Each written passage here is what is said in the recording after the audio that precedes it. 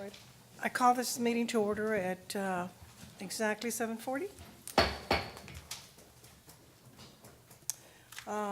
Roman number 2, review discussion of after-school programs, ASP, funding for spring and summer. Mr. Madrigal.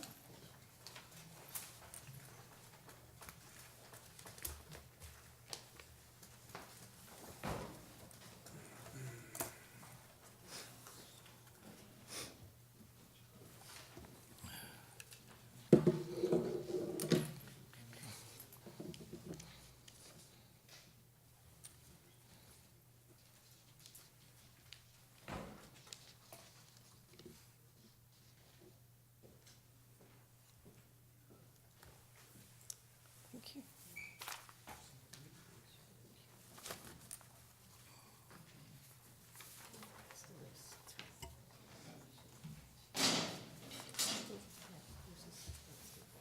Just.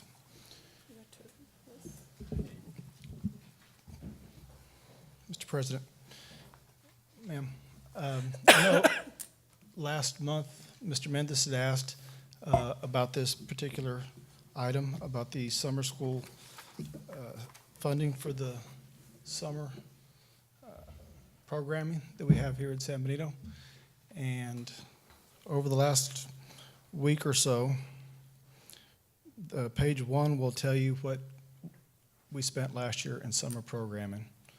That summer programming had 2 grants. We had the Cycle 8 and Cycle 9 grant of the ACE grant, or after-school grant, and we were able to fund these projects with through the grants. However, this year we lost the grant, or it expired. Cycle number 8 expired, and we have been operating off of Cycle 9 in approximately half of our campuses and locally funded money for our other campuses. Going into this, we knew what we immediately did was we took what it cost us to run last year's summer programming, and then I got kind of scared because page 1 was our initial run of the numbers, and it showed us that we were $134,000 short. And at that point, I asked the coordinators to come in, and we've met over the last couple of days. We met Friday was the first time where they met. I was not here. And page 2 is what it looks like after we made some adjustments so that we could have a breakdown of funding. And as I said, after the first run, we were apples for apples. It appeared that we were going to be $134,000 short. After meeting with all the coordinators, we ran the numbers again, made some changes, and we were able to get that number down to $71,000. Where it says it appears that we're short, but we still have money within the local funds, if necessary, that have not been considered, which would be travel within 199 on our CS account that can be pulled in there. And currently we have approximately $51,000 in there, so that put us at a negative 20. We've also, in talking with the coordinators, I asked them, because this is running the numbers from here to the end of the school year at the way we're doing it per week. And in talking with them, they suggested that after the first round of testing in April, that we could possibly cut down some of our overtime and overhead cost, thereby even possibly making the $20,000 without having to ask for any more local funding. And if there are any direct questions that I can answer, they're the ones that have done the work, and they've been here for a long time, so they can answer the questions, and they're the ones that developed this. If they want to say anything, we even have one drive over from Lyford. I just asked those guys to take their time so she could drive over from Lyford if necessary. I have a few questions. Come on, Terry. Please, Terry? all 4 of you, Podium. come to the podium. All right. Let me get this straight. So originally, we had 134,000 deficit, and you're saying that we're going into a savings of 60,000 because now we have a deficit of 71,000. Is that correct? Yep. Okay. All right. So let's talk about impact. How, compared to past years, to the projections, what's the impact on programming for each individual campus? I'll let them answer that question, but one of the ways that we did, working together, we figured out that we were projecting on a 6-week summer programming. We then realized after putting our heads together that we will get funded again locally in July. So we cut that into obviously 2/3 because it's gonna be 4 weeks. The other 2 weeks would be in July, so that was an immediate savings of 2/3 of that money right there. Mr. Mendes, but they can answer the rest of the questions. I see. Thank you. Thanks. As far as the impact of programming, we were projecting numbers as far as the amount of students, and because we're doing a partnership with the CAPE program, our numbers actually went up. But as you can see here on that listing, I believe the CAPE program's gonna fund itself. There's no monies coming in from after-school program. So that right there is a savings. Impact-wise, our numbers, we're looking at roughly 1,000 students. Wow. As far as we're estimating, which is over what we did last year, as far as impact-wise, as you're asking for summer programming? Yes, sir. I mean, I'm assuming that this is from now all the way through the summer. So are we, I guess I'll make it simple. In respect to, are we serving less students? I don't think so right now. I don't think we are serving less students. I think what we're looking at is just the hours as far as employees. Okay. All right, so my next question, Yes. my next question regarding that item, and anybody can jump in, please. Yes. Regarding the student-to-teacher ratio, is that changing? Go ahead. I'm gonna answer part of it and they'll answer the rest of it. We will stay within the guidelines that's put forth with the ACE for the grant-funded sites, okay?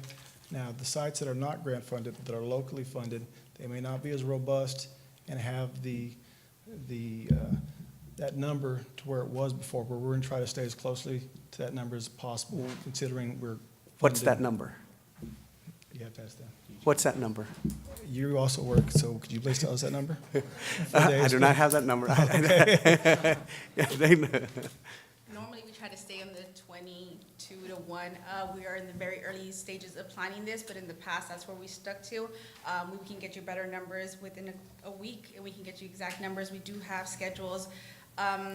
Most classes, we tend to put them about 25-1 on a teacher, but with the pullouts, because they go to chess, they go to track, they'll go to other events, the teacher will end up with roughly about 20 students. 20 students to Yes. 1. Yes. Okay. Now, the next question regarding what type of activities are we looking at? And I'm sorry, I just got into the ACE program myself, so now I'm going to be asking very specific questions. Just one help for your job, that's all. No, and the thing about it is that I learned so much about the program. I learned so much about the program over the past couple of months, and I know what it takes. And at this point, you know, you're here, and honestly, you should be advocating for your program 100%. If there's a need, this is the time to state it, because if you're gonna tell us, no, everything is fine, everything's fine and dandy, we're gonna do great with the numbers of students to the teacher ratio, we're gonna go with it. So, you know, be very, I mean, I'm dealing with it, and I put 2 to 20 to 22 in most cases because of safety. And that's very, very important. I want y'all to make sure that that's taken into consideration about our safety, about safety. So with that respect, continue on. Type of activities that we're looking at. And they're telling me from the room in the back they can hear you, so if you can approach the mic. Thank you so much. Well, Appreciate I got it real quick. I'm sorry to interrupt, but I think we have to, make something very clear here, because it's, you know, what I'm hearing here and what I've heard out, you know, or the talks out or the dialogues out there, is that we have to all understand something right now. When the Section 8 or the Title 8, went away, the school district or the school board approved of $300,000 plus to be injected into the after-school program to sustain it.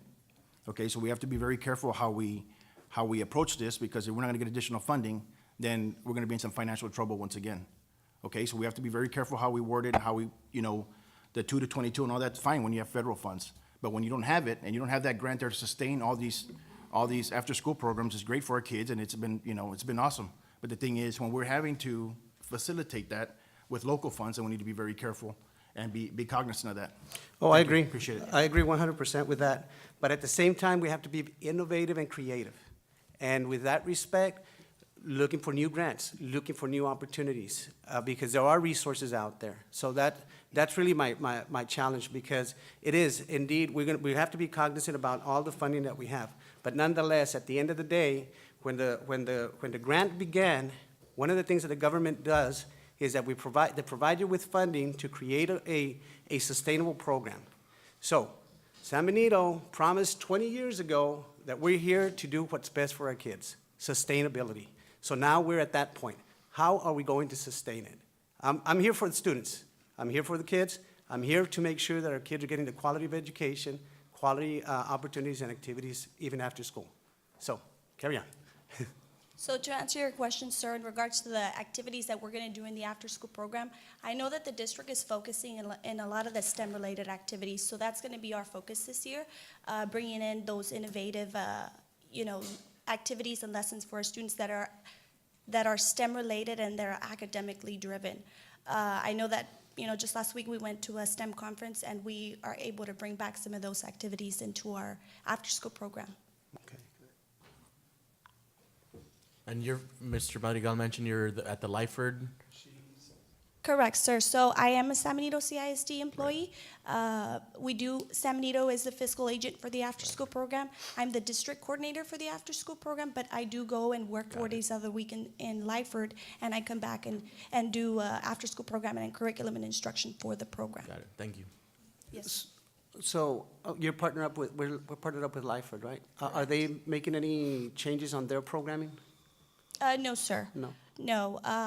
I actually just finished submitting the proposal for Lyford, and there's no changes financially. We are planning an outdoor camp and a STEM-related camp. But as far as the finances, no, we're not doing any modifications to summer camps.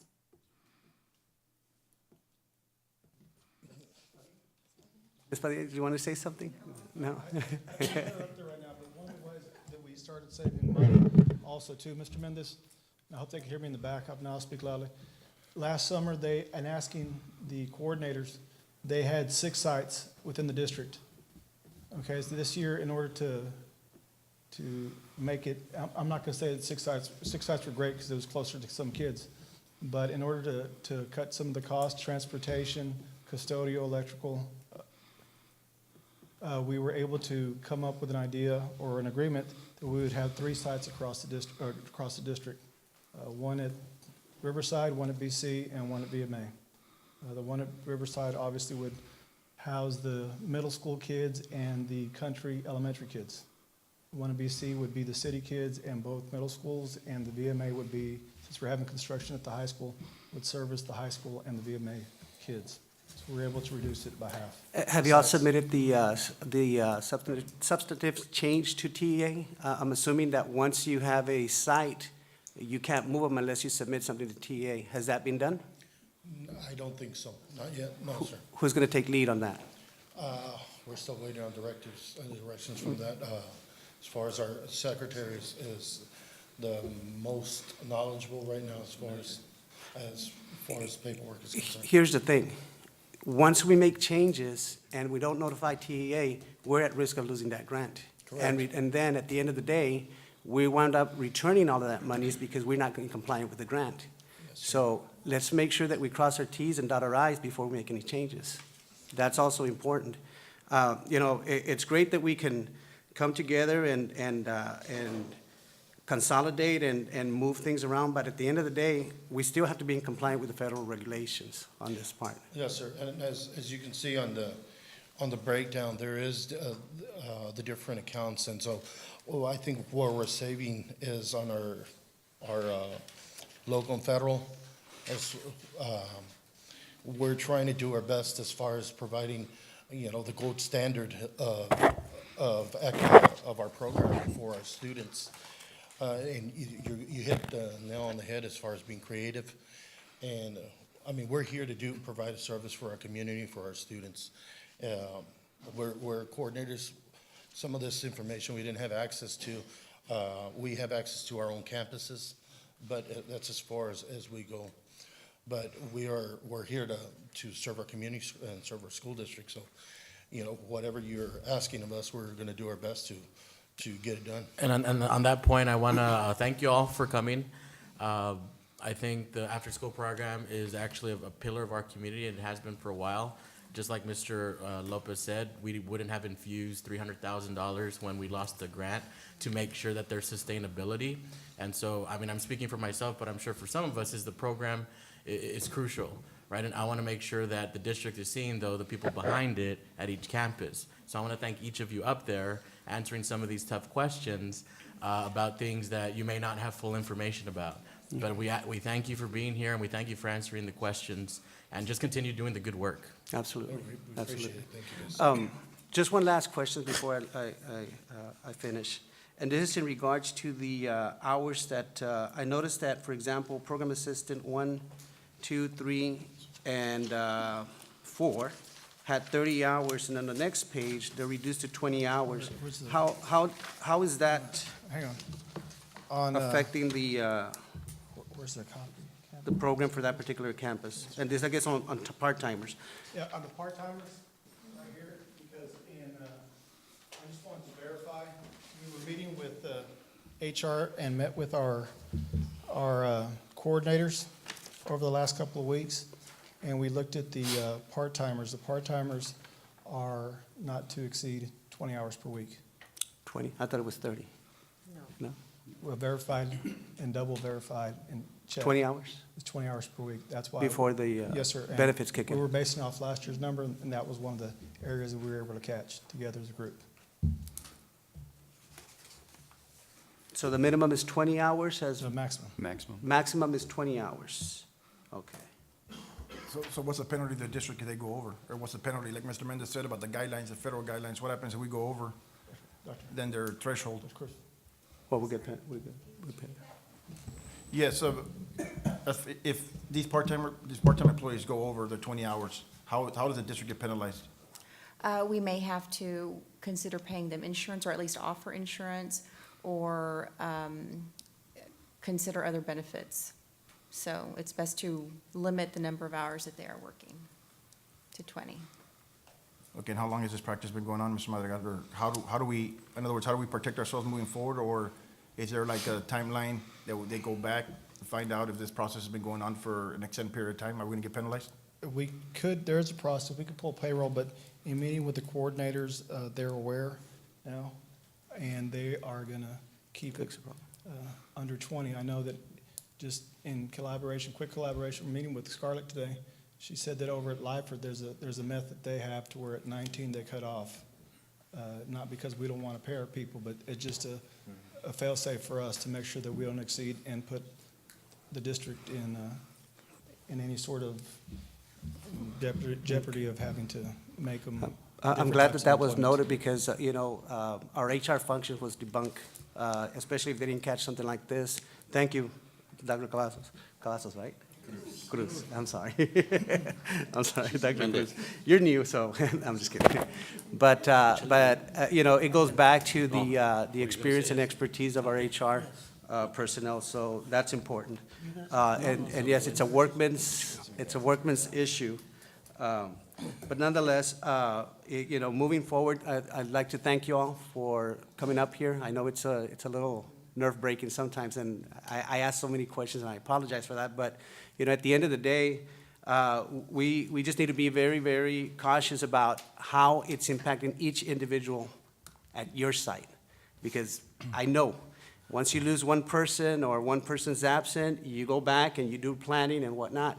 So what I'd like to see is the communication completely wide open between you all and HR, along with Mr. Madrigal, because at the end of the day, if you have somebody that you're in need for or substitute in, you have to have that constant communication and a quick shift to make sure that you replace somebody immediately to create programming.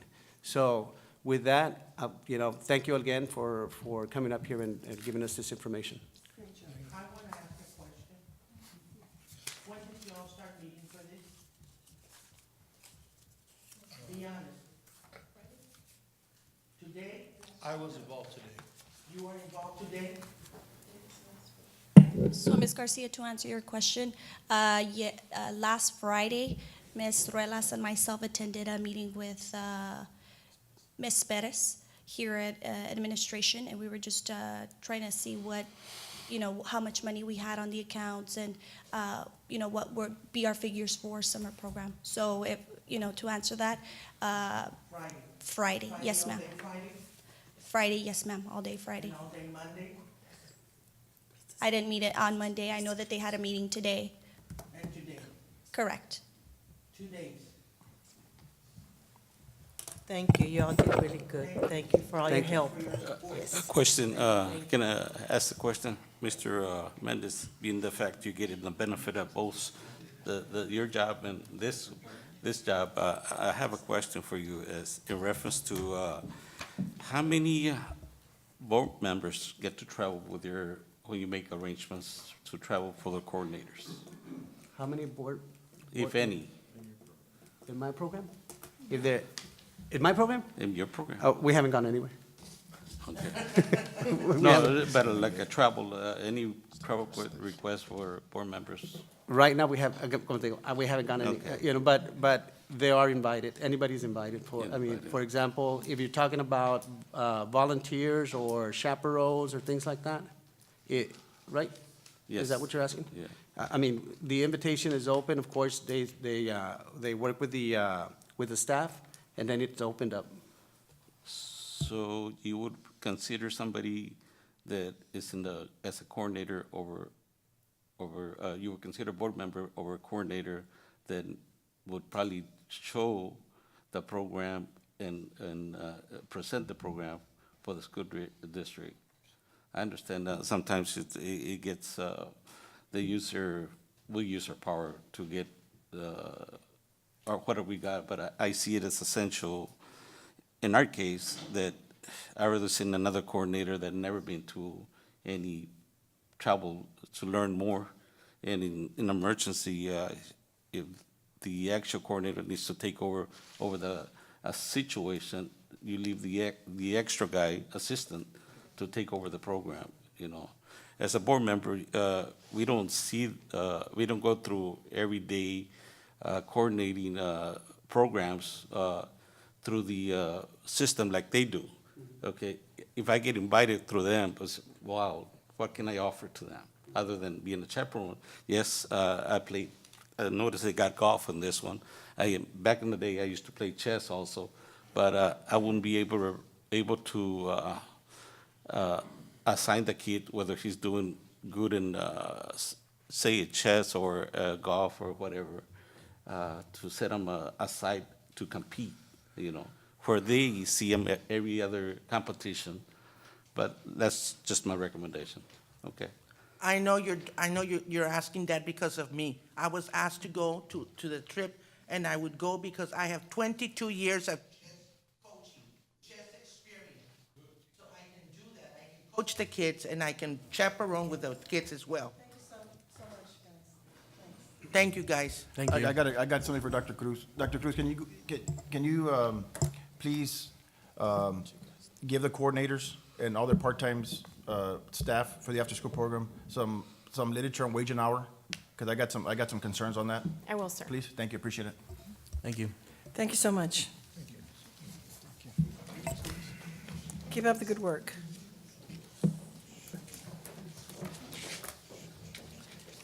And now, number 3, presentation of the higher education coordinator on dual credit course offerings and college comparison. Okay.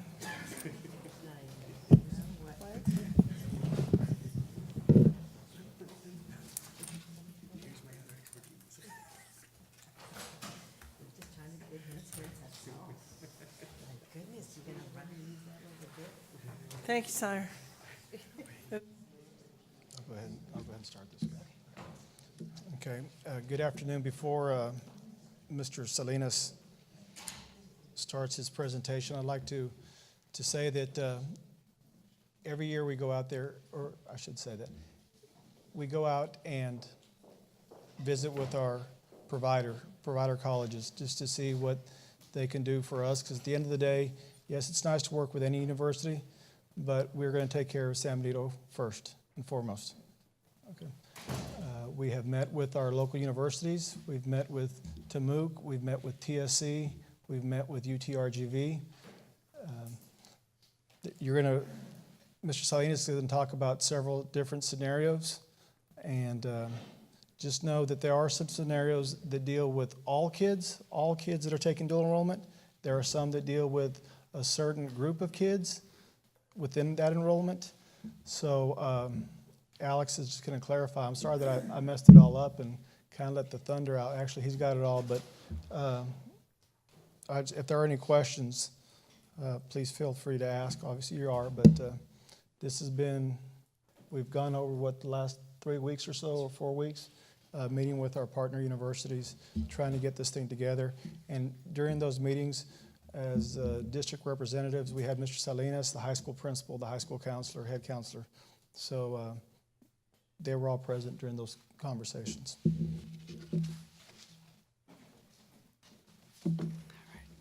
Madam Chair, members of the board, President Vargas, my name is Alejandro Salinas, and I serve as your higher ed coordinator. I am going through, I had under the weather these past couple of days, so forgive me if my voice is a little sore. So what we're going to present is a continuance of what I presented to you all last month. So again, feel free to ask any questions. Like Mr. Madrigal mentioned, this is very informational, and we are looking for guidance from you all to make sure that we make the best decision for our students. So our current partners, as I listed last month, include Texas A&M University Kingsville, which is our current partner right now. We have Texas Southmost College, which offer our some of our career technical dual classes. We have TSTC, currently offering 4 classes in the education and training, and we have a couple of students in special ed who are taking the culinary arts program. And finally, we have UT Austin with the Cambridge program. Again, these are our current partners that we currently have, but like Mr. Madrigal said, we're always looking, and we'll continue to look every year to make sure that we choose the best partners for our students. So for consideration, these are the ones that Mr. Madrigal mentioned that we met. We asked our partners to come by. They were willing, able to come. We make sure that our questions were answered. We make sure that we asked them what limits they have, what regulations they have, what policies, what students are be able to participate. So as you can see, the 3 partners that we are considering is TAMUK, our current partner, Texas Southmost College, and of course UTRGV. And the good thing about TSC and UTRGV, as you know already, these are local universities and colleges that are just down the street. So depending on the direction that we do, it will be very beneficial if we go with either one of them as well. The cost of tuition, again, very simple. This is what we're looking at in case we go with any of these 3 institutions. The first one, as you can see, TAMUK, they currently have right now this fiscal year $105 for a 3-year course. A 3-hour course. Now, I am going to put this there because they are proposing an increase of $50 per 3-hour course. So it's important to show that we're looking at $155 per 3-hour course starting this fall. From the other 2 institutions, as you can see, TSC and UTRGV, they do not charge us tuition. With Texas A&M, as listed last month, we are looking at $155 per 3-hour course. This course does need to have at least 10 students in order for TAMUK to agree to make for that semester. We have our own San Benito High School instructors that currently teach some of these dual enrollment courses that TAMUK does credential. These are instructors that have master's degrees in those contents. And if we ask, and the other thing about that is if they teach with TAMUK, our instructors will get a stipend of at least $3,000 per course. So this is a great way for us to keep a good retention for these instructors that continue teaching in San Benito. This stipend is something that our instructors look forward to. And if we do ask TAMUK for instructors, in case we don't have a master credential instructor, we do ask them to bring in an instructor to campus, to San Benito, or in this case, Early College Academy. They won't charge us for that. only they charge, of course, the tuition, but they don't charge us. Yes, Mr. Lopez? Yes, sir. You brought up the stipend, okay? So Tamuk gives them a $3,000 stipend, you said? Yes, sir, Per semester? per semester. And how about UTRGV or TSC? Do they give our teachers any stipend? And I'm getting to that, Mr. Lopez, if I may just, Okay. but we're going to the next slide. With TSC, we have this, they are able to, so we met with them again, like Mr. Madrigal mentioned, our head counselor, Ms. Solis, our principal was there, and they are able to provide the same exact method as Tamuk. So with that said, again, the good thing to know is that TSC does not charge us for tuition. They do charge us $5 per student for a processing fee. This is per semester. Now, it's good to know here that they don't require a minimum number of students to make that class. And this is important because I know there's some classes that, unfortunately, because students change their mind last minute, they go from 10 to 9 or 8 students, and then we have to then discontinue that course with Tamuk and then place them somewhere else. But with TSC, there's no minimum. If we do decide to ask for adjuncts, like we are with Tamuk, they will charge the district $2,550 per course, plus their mileage from Bronzeville, because Texas Southwest College is in Bronzeville, to and from the high school. And finally, with San Benito, if we do have our San Benito High School instructors, Mr. Lopez, in this case, they will receive a stipend of $600 per course. There's a big difference from Tamuk and TSC. So here, TSC does offer a stipend, Mr. Lopez. For UTRGV, I'll go ahead and just answer that. UTRGV does not offer a stipend because currently UTRGV does not offer the method that we currently have right now. With UTRGV, if we decide to go with them, this is nothing that we're doing currently with Tamuk or potentially with TSC. We would have to bus our kids to the campus. So as you can see, that's the reason why they don't charge tuition. We don't have to worry about them bringing instructors. And the other thing to notice here that with UTRGV, we cannot ask for our teachers to be credentials to teach here. If we decide to go with UTRGV, this is simply that we have to bus our kids, in this case, to the Bronzeville campus because of the proximity. There's no tuition, no cost for the students. The other thing to note here is that this currently, UTRGV only offers dual credit for our 11th and 12th graders. And on top of that, they have to meet eligibility.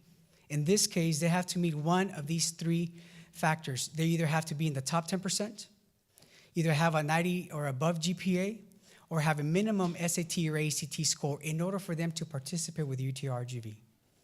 And again, from the slide there, our students will enroll in college courses with the general UTRGV student population. Again, like I mentioned earlier, they have to be bused to the campus.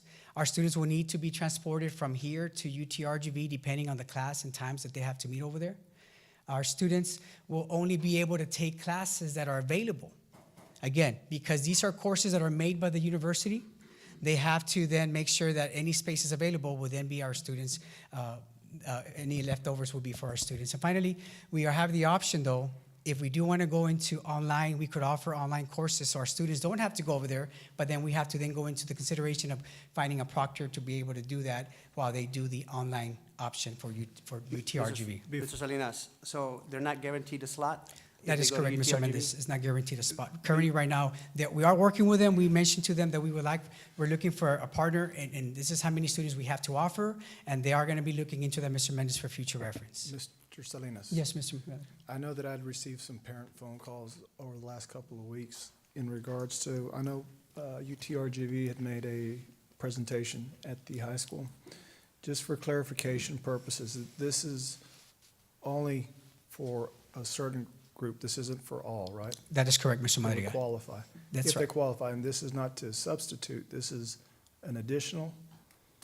Yes, sir. This is definitely an option if we decide to go to, depending on what direction we go to, this is still an option that we would like to offer because for some reason, we might have students who are completely done with their credits and they would like to have that college experience. So absolutely, we would like to give that option for students to travel to UTRGV.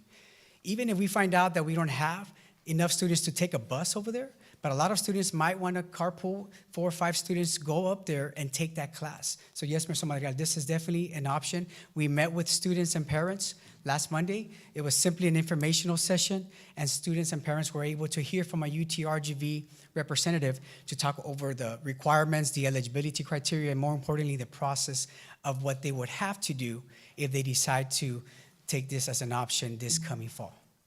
And thank you for that clarification, because I was gonna ask if you presented these as pros or cons, because it seemed, and I don't know if that was your intention, but to present them as cons. And I'm glad we clarified, though, that it's for a particular student population that's typically Absolutely, sir. at the top 10%, and usually those students that kind of fall in that area. So No, absolutely. The reason, forgive me if it sounded or looked that way, Mr. Vargas, I want to be very transparent, and these are the facts. These are strictly from the brochures of the UTRGV. That's exactly what students, and because we're going into this new venture, we want to make sure that you all know if indeed we do go with UTRGV as an option, then these are some of the things that we have to make sure that our students know about, or in case we do decide to take transportation, what does that look like? Who's going to go with them? Who's going to supervise them? How do we ensure that their safety is priority? Make sure they come back to class on time and all those are logistics that Ms. Solis and Ms. Saloma, our head counselor, will make sure, with my help, we're going to make sure that we take on those factors and those situations. And finally, this is just a comparison. I know I'm going to get into a slide that Mr. Lopez had inquired about last month, but just so you know the difference between cost. And again, I'm going back to last month's slide for the fall semester. If we would have gone with TSC, because remember, they would have provided the same service. From Tamook, last fall, they charged us $41,500.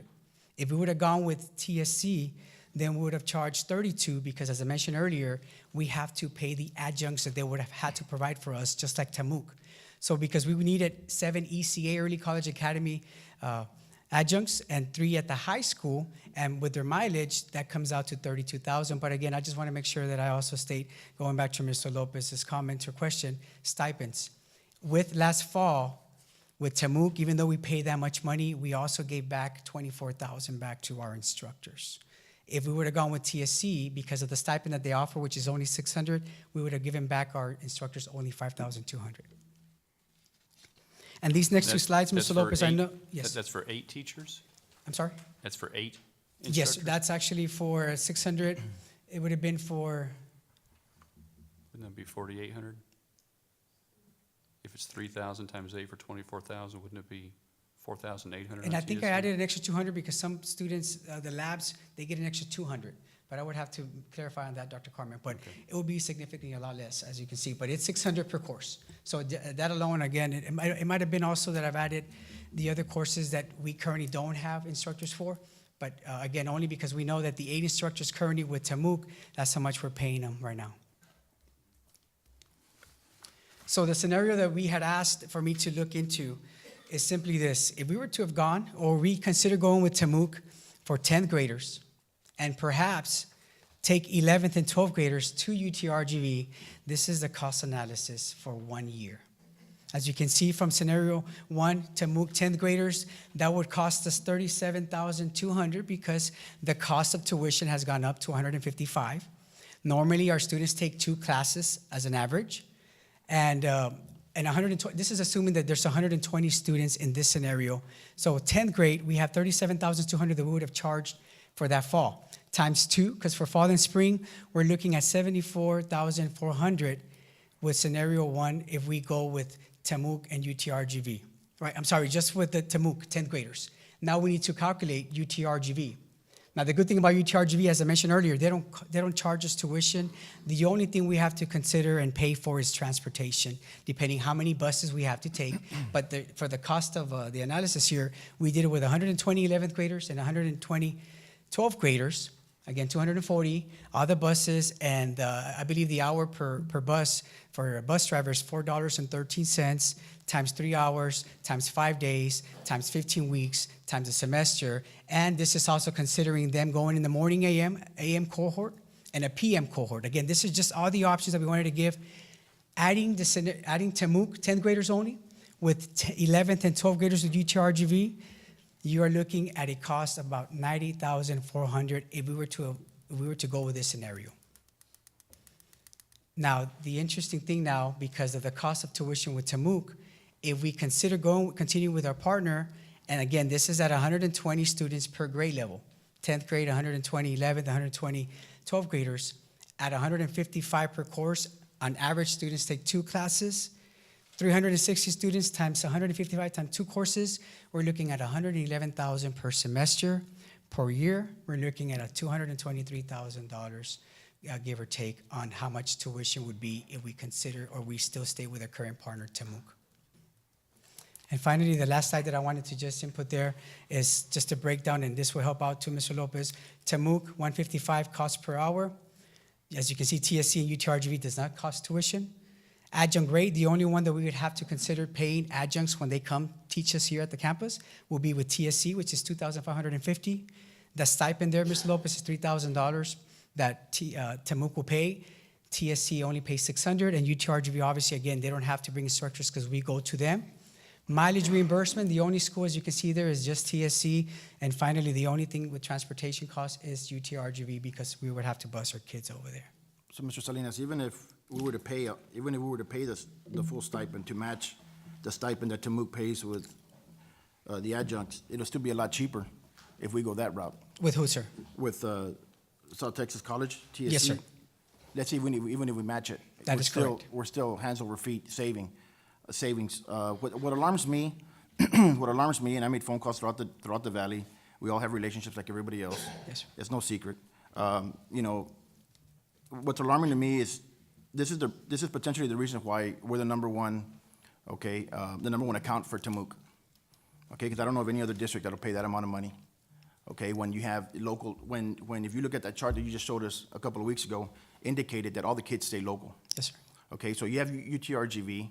Okay, that costs the district zero money. Okay, except for transportation, so on and so forth. It's still a lot less than paying the $220-some thousand here. So, what I'd rather do with that money is hire teachers in needed areas, to be honest with you. So, I thank you very much for your presentation, sir. I greatly appreciate it.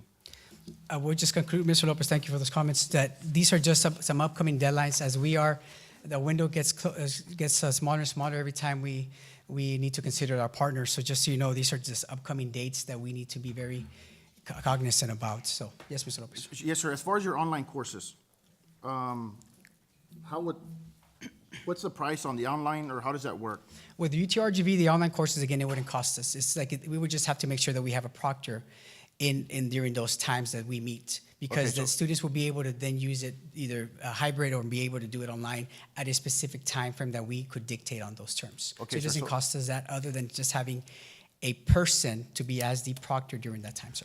Okay, so let me ask you this. As far as, are we equipped electronically if we go that route online? Do we have, let's say, the setup, the computer setup? Do we have the staff? And as far as your proctors, what are the requirements for a proctor for the online courses? I would have to get back to you that, Mr. Lopez, as far as the equipment and stuff. So yes, I know we have some classrooms that have the technology of it, but if we're going to go into this scale, we're going to look at more classrooms depending on if we decide to just have online here versus transporting them to UTRGV. Because if we keep the kids here, of course, it'll save us money. But the whole purpose of the dual enrollment, of course, is to give the kids the experience of college, okay, and allow them to advance academically. So, of course, you don't want to take the experience of college away from a 15-year-old. Yes, sir. Okay, because that's exactly what we're doing here. So, you know, if some kids can't make it to UTRGV, then we can do it online and give them that option, and give our parents that option. You know, allow your kids to go to UTRGV or stay here, or, you know, come up with different plans and different scenarios how we can give the dual enrollment option to our kids. I will say this, Mr. Lopez, and absolutely, I'll look into that. The only thing with UTRGV, again, since I mentioned earlier, is the eligibility criteria that our students have to meet. Unfortunately, we might not have the large numbers as we currently do because of their criteria. Again, they have to be in the top 10%. Again, of a class of 700, that's only 70 students. Or they have to be in the 90 GPA or higher, which typically our top 10%ers are, or have an SAT or ACT. So again, just if we were to go with UTRGV, either online or transportation, Mr. Lopez, our numbers can drop, because then the students won't meet that criteria. But again, that's something that we definitely have to then look into. How about TSC? I'm sorry. They don't have any eligibility criteria, correct. Okay, They just have to take the TSI, pass it on that content that they want to look at, Mr. Lopez, that's it. Okay, sir, thank you. I'd like to add something, and I think this was going to be more directed to Dr. Carmen. I like the idea that Mr. Lopez mentioned about begin to develop a stipend for our master level teachers here at the district. At the end of the day, we want to grow our own to have those qualified faculty to teach courses for colleges and universities That way, we have a bigger playing field and more, that's more advantageous for the district. But the only way that we can begin doing that is to begin having those conversations about how can we reward those individuals that continue to pursue a master's in a specific content area such as health, history, government, economics, because those are the core courses that are required to obtain the academic core. So, let's begin to have that conversation about how we can actually reward those master level teachers, Dr. Carmen. Mr. Salinas, would you go back to your 2 slides on the dual credit cost analysis? I see a breakdown there for Tamook for 10th graders. I see a price breakdown for UTRGV for juniors and seniors. And obviously, top 10%, 750 kids, but it's not really 120. Correct. And then on the next slide, I see if we stay with Tamook full-time for all 3 grade levels. What I don't see is a slide if we went with TSC, either for 10th grade only or for grades 10, 11, and 12. And so I'm just doing the math here. If we have 120 students in a grade level and we have to pay $5 per student, we're spending $600.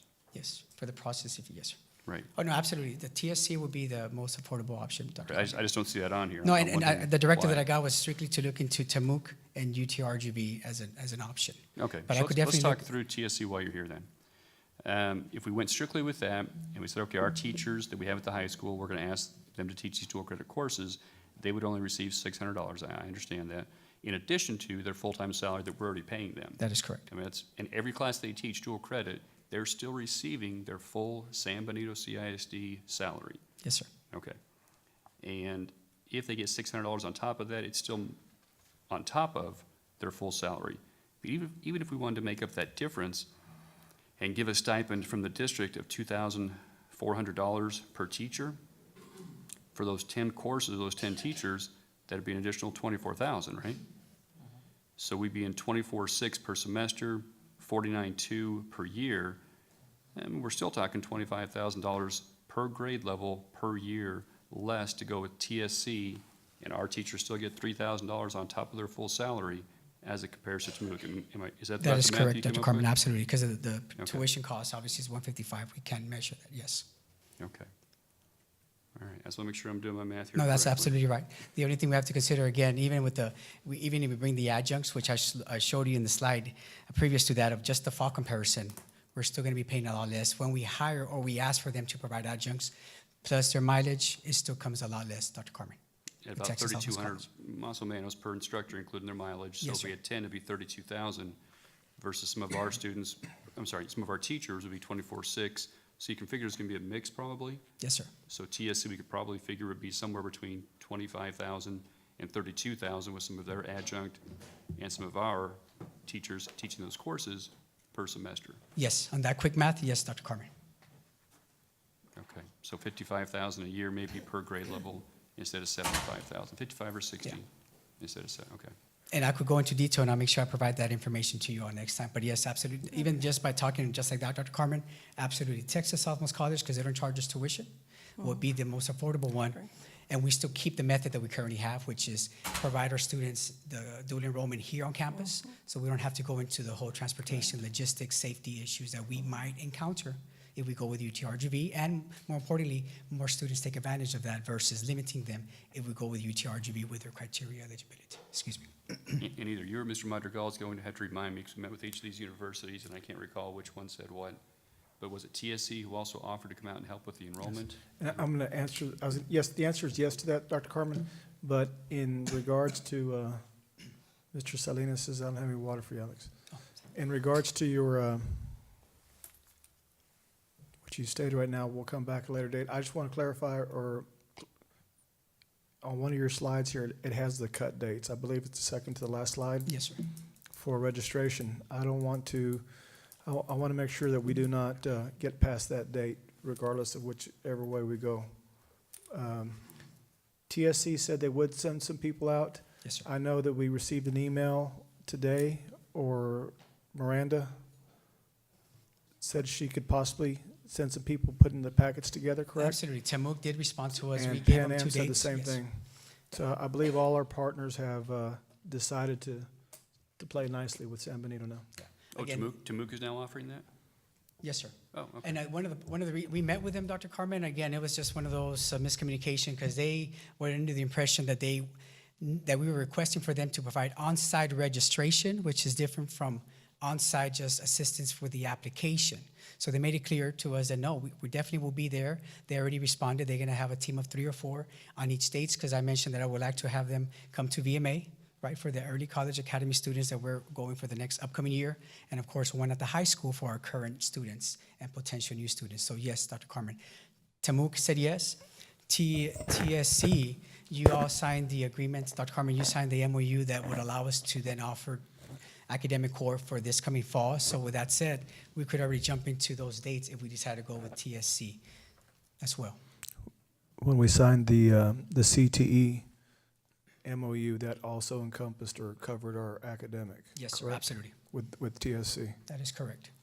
The only thing that we probably have to, if we decide to go, whichever we decide to go to, we still might have to honor the summer for Tamuk because it's a little too late for us to go either with UTRGV or for TSC. They both said because of timing issue, because of the amount of students that we have, they would like for us to definitely look and consider them for the fall. But as you can see, the deadlines, we're looking at the end of March, early April. Again, same reasons why Tamuk has those deadlines because they have to process, take back, make sure that everything is good, create the course, register the student. There's going to be discrepancies. TSI has that been met? Send me the score. I mean, there's a lot of things that go into. That's the reason why them coming now, this time around, would allow them to help us in that area to ensure that every student packet is as complete as possible before they go to Tamuk. But in this case, if we decide to go to TSC, the good thing about that is the proximity. We're looking at 20 minutes that they could come by, maybe on a bi-weekly basis versus Tamuk. It's going to be hard for us to have them come in on a weekly basis without planning ahead. Mr. Salinas? Yes, ma'am. I don't want to be negative or anything, but your concern is about the busing the children to Brownsville, right? And we bus children everywhere all the time, all the way to football games, Harlingen, McAllen, San Antonio. And we also bus children every morning. The poor kids from the country, they take 20 to 40 minutes to get to school. Do you feel that it's too dangerous to send our kids on buses because of accidental probabilities? What? It's not so much the transportation once they get on the bus or while they're on the bus. The concerns that we had some students based on our meeting that they brought up is, what time will we leave for that class? Okay, What would yeah. happen when they get off that bus? And as an administrator, just someone that makes sure that student safety is, we need to make sure that we have enough staff that once they get off the bus on that campus, they're on their own. We can't follow them because they're going to be different classes. So that's the concern that I'm talking more about, Ms. see. Silva, versus them on the bus. Them from here over there, it should be fine. Did you say there was going to be someone monitors or someone like that with the kids throughout the? Yes, we would definitely make sure that we have personnel to make sure. Now, depending on how many buses we take, I would assume that we'd have to take at least a full-timer per bus, so we would have to encumber those costs. But that person alone, again, these are just issues that came up from students voicing their opinion. What happens to me? You're going to follow me to class? And then some parents also voice their opinion. Who's going to make sure that my son goes to that class and to that class without going across the street or without going somewhere else when they shouldn't have? And that's simply that. It's not so much of the transportation, Ms. Silva. Ms. Rodriguez? Ms. Silva, I'm sorry. I think on answering that question, I'd like to call up, if it's okay. And anyway, it's not okay. She's one of our employees, but a parent that is currently going through this firsthand, they can talk from a parent's perspective on her child attending UTRGV and how her child may get there. That's you, Ms. Solis. That's you. Oh, yeah. But so she can speak Mrs. Solis. more intelligently on a parent's perspective. Not only a principal, but her child has done this and attended this. Thank you, Mr. Madrigal. Good evening, Mr. President, school board members, and Dr. Carmen. Yes, it's always a safety issue when our own child has to go to the university on their own and with no one to follow them. But my daughter had that opportunity to travel to UT RGV on her own and was let go through the school and then, drive her own car to the university as well, and had the opportunities to seek what she wanted to. And I knew that she was going to be taken care of because she was and is a responsible young adult. And we do have many of those students at the high school that are responsible young adults to be able to go and do what they want to do. And experiencing that college life really is what makes a difference. And if you recall, when you and I went to school, I know I was through the migrant program myself, and I had no idea, but through their direction, was able to make a better decision as to, what college is all about. So that's simply what we're saying, is offer our students that opportunity. For those students who are able to handle that, there's students that are not able to handle that situation. And so that, comes from my perspective to you on how that would work for our students as well. You're welcome. Ms. Janey, that's you brought up some valid points. I think one of the things also that we need to understand here is that we're not reinventing the wheel. I think in the Valley, I think we're the only ones that actually have this program here where, we get adjuncts come here and our kids don't go anywhere or experience the college life, and that's exactly what they're being told or instructed as college, dual enrollment. So I think what we need to do is, if our parents have these concerns, I think we need to reach out to our fellow, schools, our neighboring schools, because, that's what they do. So if they have any concerns or so on, have them come and speak to our after-school program and see how they do it.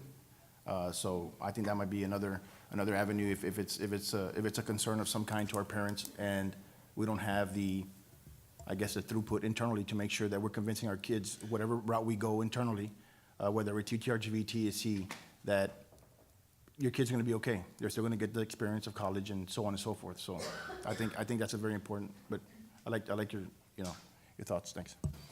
So I think, considering we have an MOU approved by the board to use TSC, considering the cost, the fact that we can still have those courses in our pod at VMA. Thank you, Mrs. Solis. Included in our pod at VMA. I mean, is there any reason why we wouldn't pursue using TSC, and then in the compensation plan that we bring forward, Dr. Cruz, we would just look to add a stipend in for TSC dual credit courses in the amount of $2,400, and that evens out what they're receiving. It doesn't cost, in fact, it costs us less than we're paying to MOOC, and we're still able to offer all those courses in-house. And then for those kids who qualify, top 10%, and want that option to go into UTRGV, we just investigate how to best do that, maybe? Yes, sir. That's the reason why we Dr. had Carmen. that meeting. Go ahead. Just to clarify, $2,400 per class? Right, because right Okay. now, they're getting $3,000 per course, right? Yes, sir. Okay, good. I just want to make sure that we clarify that. Sorry. And one of the things, first of all, Mr. Salinas, thank you very much, and I commend you for your outstanding professionalism on providing us with this information, and I think that's important, that we are here to provide opportunities for our students beyond anybody could imagine, because it is important that our kids get a true picture of what's available for them. And bringing in other colleges and universities indeed provide us with that segue to allow them to explore other avenues, not just one entity or whatnot. But at the same time, I want to make sure that we, as a team, also provide the information for our students that they need in order to transfer the credits, transcripts, and whatnot. That is vital to the success of this program under your supervision and under this administration, because at the end of the day, once our kids graduate from high school, we assume that, yeah, they're on their own. No, we're here to support them. We're here to support them all the way through. And if at one point or another we need a transcript from any of these partners, it's important that we're there to provide them with that support and give them that support to transition into post-secondary wherever they go. So again, I commend you, and I know that there's a lot of people out there in the community that pretty much had indicated that you are the perfect person for the position that you're holding. Thank you very much on their Thank you, behalf. sir. And it's my pleasure to serve again our community. I'm a graduate of 1998 San Miguel High School. I wish these programs were available when I was there. Even the College and Career Center, we did not have that when I was in high school. So just seeing all these resources, seeing all these opportunities that you as a board approve on a yearly basis, just makes my work, just love my work a lot more because these students have so much that our neighboring ISDs can't counter offer that. So yes, Mr. Mendez, thank you. I will take those comments. It's a team effort. My team of three and myself, we do this because we love what we do, helping our students be successful and making San Benito proud. So are there any questions that I may address to the group? Mr. Salinas, let me make one more comment. It's really more for human resources. Right now, we use TSC for our dual credit CTE courses, right? Yes. And if we are going to add a stipend in for $2,400 for our academic dual credit courses, I'd like to bring for the board's consideration to do the same for the CTE courses that are dual credit.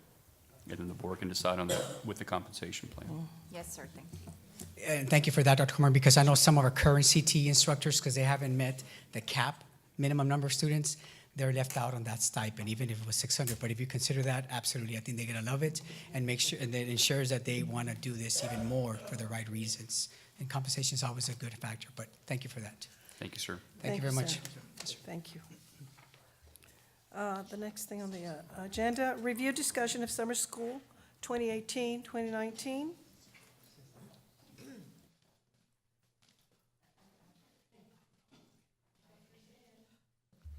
Yes, ma'am. I believe we're going to have Dr. Peña and Mrs. Flores assist.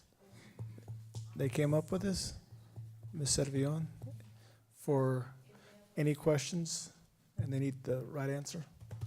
And Mr. Manriquez. Is she here? And Ms. Servillon.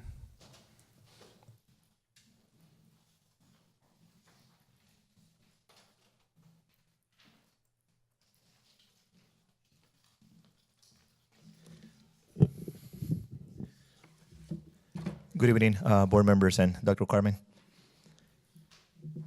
According to the Texas Administrative Code, Chapter 89, Section 1250, requires that summer school programs be provided for children of limited English proficiency who will be eligible for admission to kindergarten or first grade at the beginning of the next school year.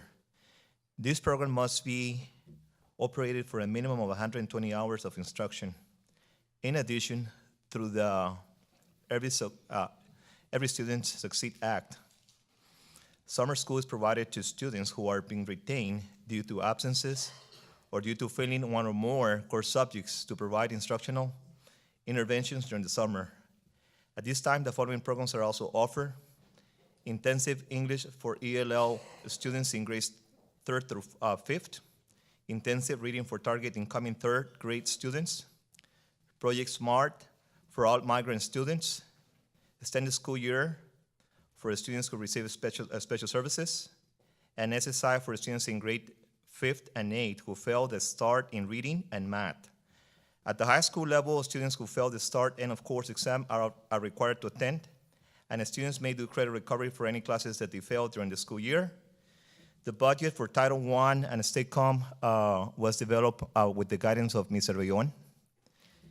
And in addition to the migrant budget, bilingual with Dr. Quesada, and the extended school year through Mr. Manriquez. Do we have any questions? I know that Mr. Madrigal already went over the summer school sites. We're having now 2 sites, BC and Riverside. And for grades 9 through 12, we're gonna hold it at BMA. And I know that at Riverside, we're gonna have a combination of, we're gonna have middle school students, and we're gonna have also elementary students to provide services for students in the country.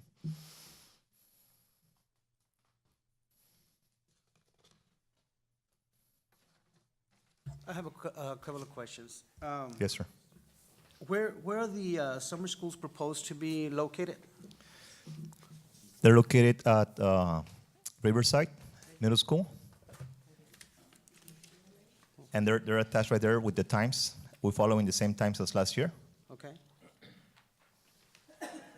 Veterans Memorial and the elementaries? Oh, elementary.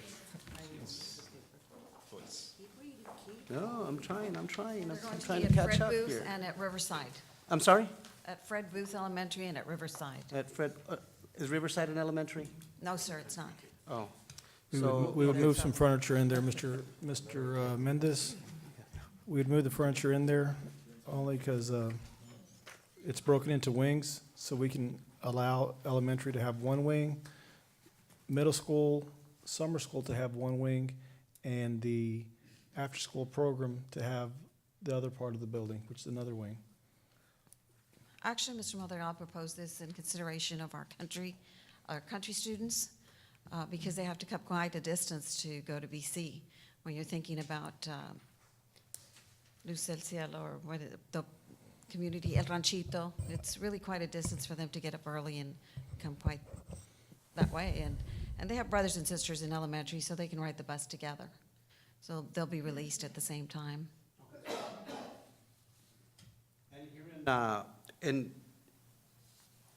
In district or in town, we're only gonna have one summer school? We One have- elementary? One elementary, yes, Fred Booth. And from looking at our numbers from last year, stands to reason that Fred Booth is really an ideal location. It's got the capacity for about 200 kids. That's what we had last year. Who would be the administrator in charge there? Mrs. Espinosa. Mrs. Espinosa? Okay. And at Riverside, it would be Mrs. Leal. Okay. Will we be alternating No, locations? Ms. Romero. I well, name him by the school. Yeah, AGL, As was AGL La will be, Paloma. AGL principal. Will we be alternating principals?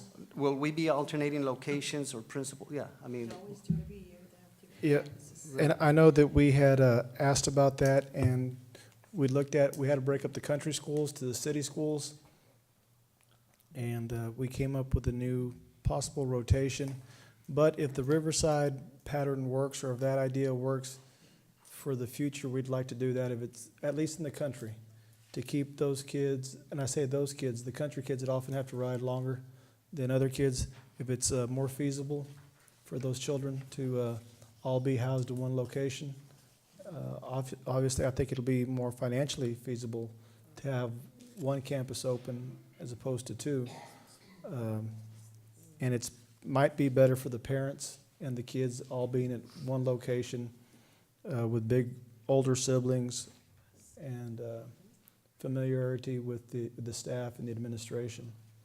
But I will not answer that question for the city, but I feel comfortable saying that if this plan works in the country, I would like to keep it that way if it's best for the kids.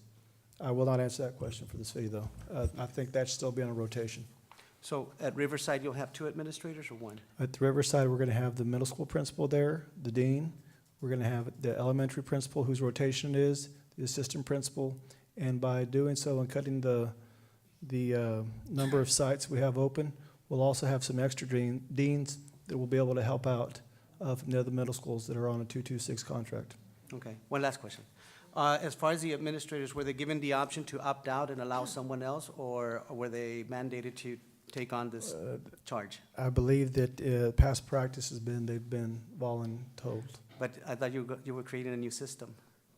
We On are. the We have been rotation. discussing that, and excuse me for interrupting, Mr. Madrigal. We are trying to set some procedures and systems for summer school, and we have been going by rotations. But throughout the past few summers, things have happened with distance and Rangerville. So, for example, at La Paloma, I did it 2 years in a row. And it's really, we start thinking about the kids, so it's not necessarily, at elementary, it's really different from secondary. So we really do it because of the students. Now, Mr. Madrigal does want to come up with a plan for next year where we can use either go by the school number and try to be just fair. And we did talk about having the option for anybody to apply. Principals to apply. But in most cases, especially at elementary, we're very territorial about our schools. So it just happens that we end up taking the No, summer school. I Yeah, understand and- that, but, at the same token, giving them the opportunity, you know what, if you don't want to do this, this is an opportunity for you to opt out. and allow somebody else to apply. And I Yes. get the idea of territory, but at the end of the day, there might be another administrator that's gun ho to be there. Yes. And an administrator that may not want to be there. And they Okay, still apply, and we did, when I did talk to a couple of the principals, I did give them that option, that if they did not want to step in, that other assistant principals or principals could apply for that school. So they were given that option. And They were some of given that these option. principals have been scheduled to attend the Model Schools Conference in Washington, which, the only reason we're taking that into consideration is some of these principals, Mr. Mendez, I don't have the exact list, because we will be presenting there at the conference as a district. And there are going to be some staying behind. In the last week of June, which also happens to be the last week of summer school, both academic and after-school, just academic, we'll be administering our state testing. So it'd be nice to have an experienced, not that we don't have experienced people, but it's nice to have somebody who's used to answering the questions, the yes/no type questions when it comes time to testing. We'll have plenty of deans there, but it's nice to have somebody with campus experience, campus leadership experience to answer those tough questions if they arise. Thank you. Thank you. I have a question.